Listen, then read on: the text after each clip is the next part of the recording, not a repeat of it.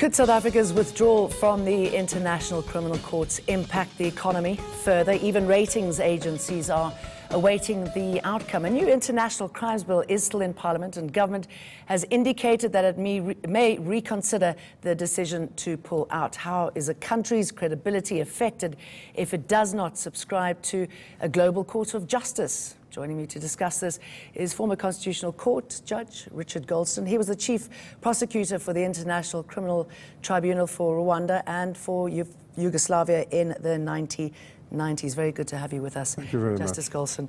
Let's talk about the economic impact, the potential one, if South Africa does withdraw from the ICC. You know, Jane, I think on its own, clearly, it wouldn't be tremendously relevant, but I think it would become relevant to the economy if it was seen as yet another area where South Africa is moving away from the rule of law, especially in the international arena. And the impact of politics and areas that should be held sacrosanct, I guess. Right. Well, of course, you know, powerful nations don't like international courts, but it's really the smaller nations and the certainly developing nations that do.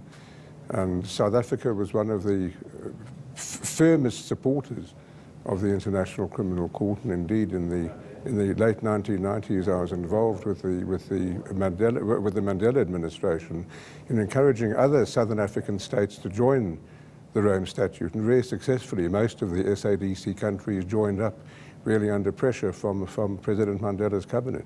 And if you take it back, the impact of what this court could have on South African politicians during apartheid would have been very effective. Absolutely. I was saying at a conference last week that people forget that in 1973, the United Nations General Assembly passed the convention that declared apartheid in South Africa to be a crime against humanity.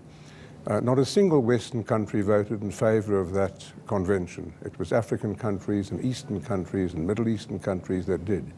And the reason Western countries didn't was that they were trading with South Africa and didn't want to withdraw the red carpet that was given when South African leaders came to European and North American capitals.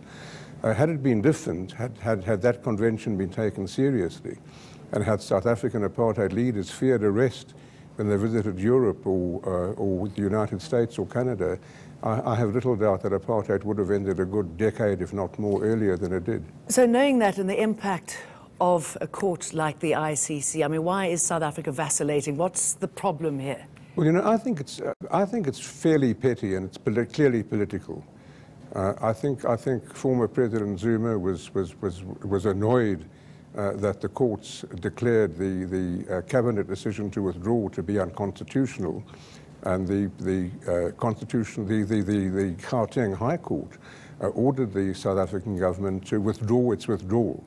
And I think the government then was miffed at that. But it's fairly petty. You know, there's only at the moment, one leader out of over 190 members of the United Nations who is under an arrest warrant, and that's President al-Bashir of Sudan. And he's been accused of the most serious crimes, including genocide and war crimes. And if anybody read the indictment, they would be shocked at the enormity of the crimes. So what sort of statement is that, not to hand somebody like that over? I mean, and what message does it have and the impact on a country like South Africa? Well, you know, the important issue that is too frequently forgotten, in my view, is the victims. Imagine how the victims in the Sudan, and there were hundreds and hundreds of thousands of them, people killed, raped, displaced, starved. Imagine how they felt when the International Criminal Court indicted President al-Bashir. They must have felt they were getting some sort of justice. And imagine how they felt when he visited countries like South Africa and Jordan and other African countries, that he wasn't arrested. It was really letting them down. Possibly. Right.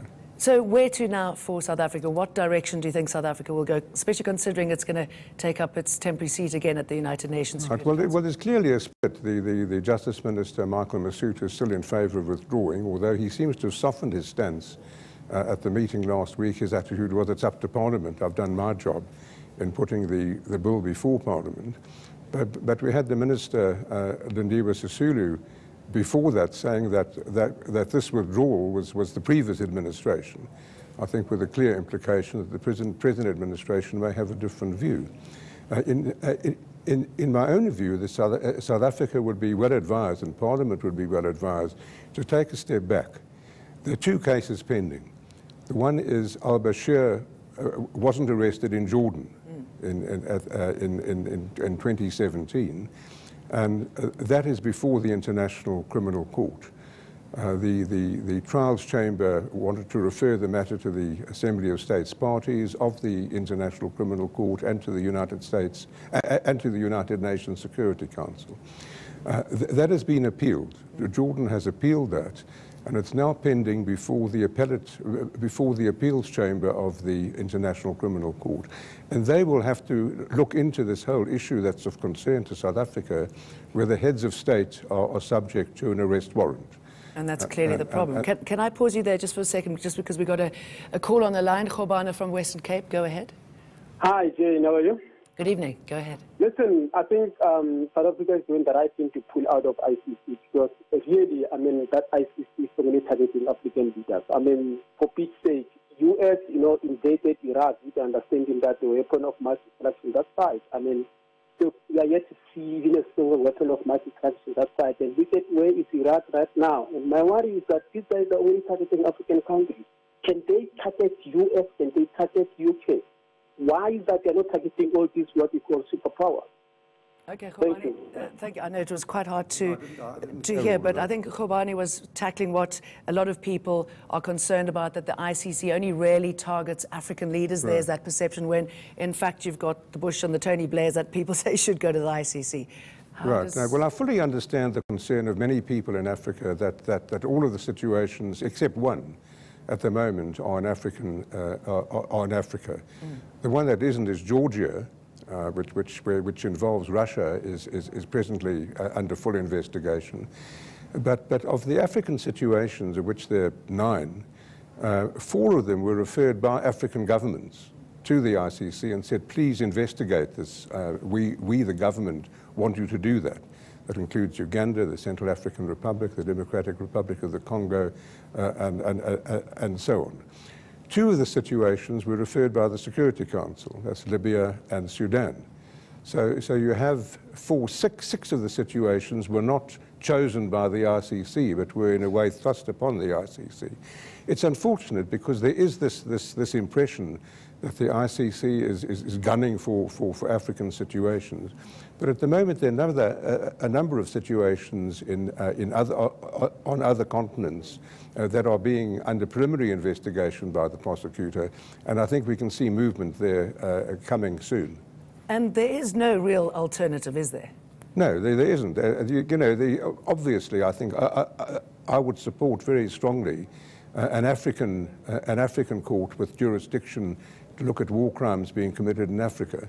And that's what the African Union has said it wants, and it passed a protocol setting up such a chamber in the African Court of Human and People's Rights. But not a single member of the African Union has ratified that protocol. So it's far into the future. What is the problem there? Because I know that the feeling was that it's better to mete our justice at home, that it'll possibly help reconciliation. Right. Well, I don't think I've heard that point of view put forward that the ICC is inconsistent with peace negotiations and mediation. Well, it isn't. It's completely consistent with it, because the whole philosophy of the Rome Statute for the ICC is that international crime should be investigated at home. And it's only when countries fail to do that or unable to do that that the International Criminal Court is able to step in. So it's a court of last resort, not a court of first resort. All right, so South Africa heads to the United Nations Security Council. What is their moral obligation when they are there? Well, the morality of it obviously is different from the legal aspect. The morality, it seems to me, is that victims should be put in the forefront.